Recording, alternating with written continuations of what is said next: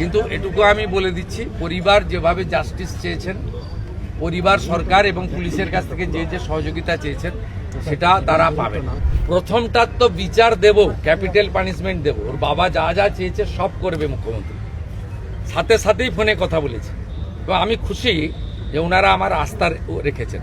বাকি তিনটে বিষয় যারা যুক্ত, যারা অতৃপ্ত আত্মা, ভোটে হেরে যারা ঘরে ঢুকে গেছিলেন, এখনো ঢুকে আছেন, এই তিনজন মিলে এই যে তিনটে কাণ্ড করেছে না, এদেরকেও কিন্তু ভুগতে হবে। না, আমি কালকেই ওনার বাবার সঙ্গে কথা বলেছি।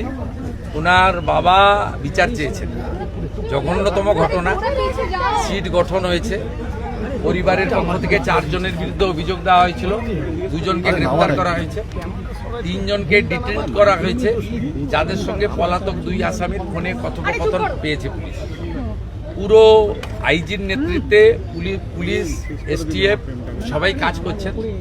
ওনার পরিবার যা যা চেয়েছেন সরকারের কাছে, সেই কাজ সরকার করছে।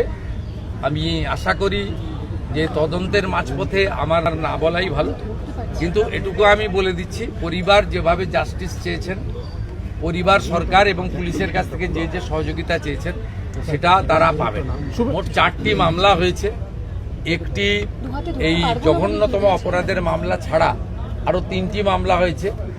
সম্ভবত আমি এক্ষুনি বলবো না, আমি কাউকে ক্লিয়ারেন্স দিতে চাই না, পুলিশ বলবে। যেটা মব লিঞ্চিং হয়েছে, এর পিছনে একটা কমিউনাল অ্যাঙ্গেল ছিল। রেল লাইনে যেভাবে রেলপথকে উপড়ানো হয়েছে, আমাদের অতীত ইতিহাস মনে পড়ছে। 2019-এর সিএ বিরোধী আন্দোলন বা কিছুদিন আগে ওয়াকফ অ্যামেন্ডমেন্ট বিরোধী আন্দোলন।